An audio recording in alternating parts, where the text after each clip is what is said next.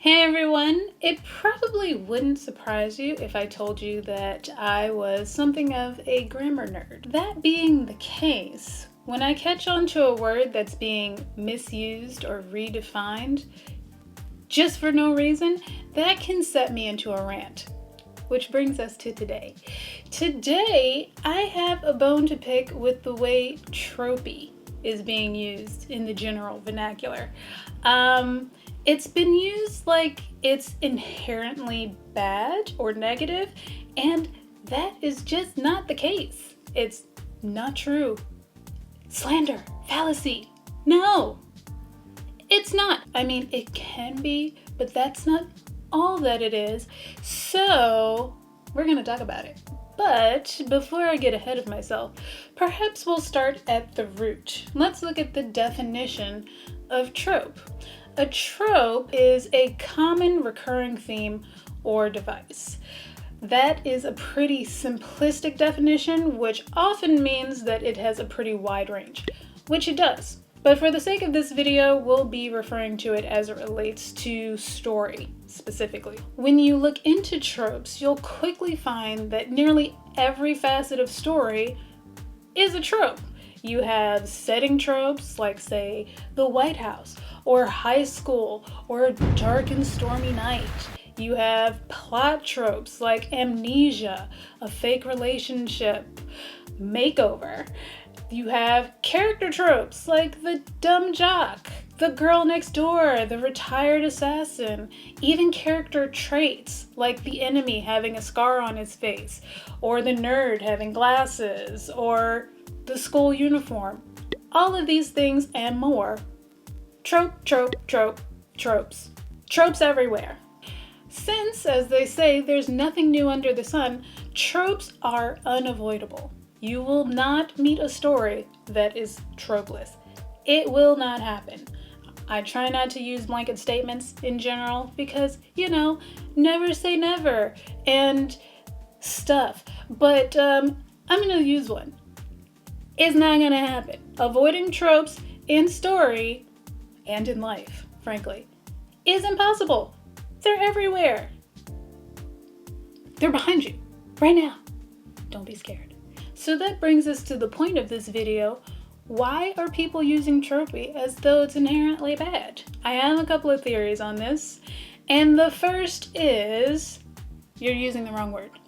What you mean is cliche. Now, the thing about cliches is that cliches are definitely tropes, but not all tropes are cliche. Do you see the distinction? There is a difference. The difference hinges on overuse and execution.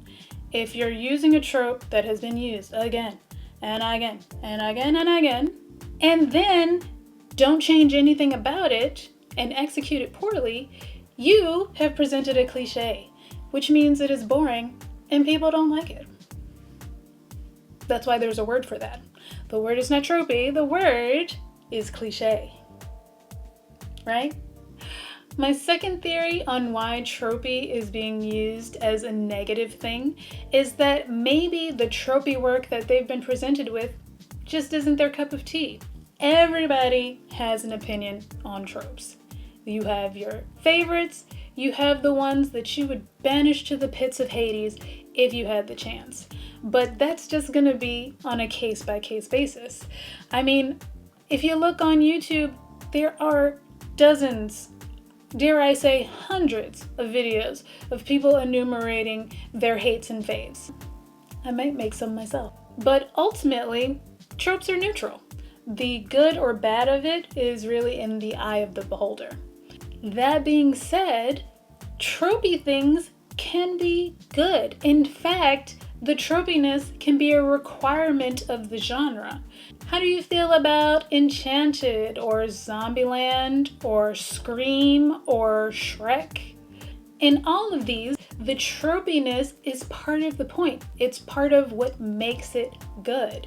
Ideally, if tropiness is presented in a creative way, it's a good thing. It's a great thing, if you like it, which I do. And that's all that matters right now, isn't it? With that same idea, we have nostalgia movies like The Expendables, or action franchises like Mission Impossible and The Fast and the Furious, Tarantino movies, the final season of Agents of S.H.I.E.L.D., which is really good. You should totally watch it. It's so good.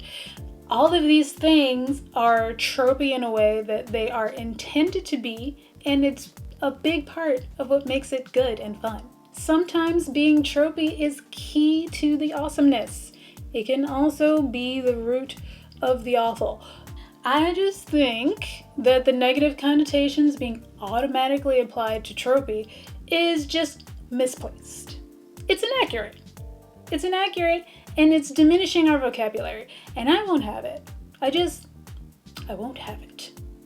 To put tropey in the negative box means that when something is tropey and good, we have nowhere to go with that. Cliche has a definition. Good tropey things does not have a word. Not that I'm aware of. I think that's why we need to keep tropey neutral. It can be good, it can be bad. It can be both. Think of it this way. It's kind of like the word moist. Everyone says they hate that word until we're talking about cake. Just saying. So, that is my rant. Rant over. If you like this video and would like to see more videos, you can press that subscribe button and ring the bell. And you should totally do that because, I said so.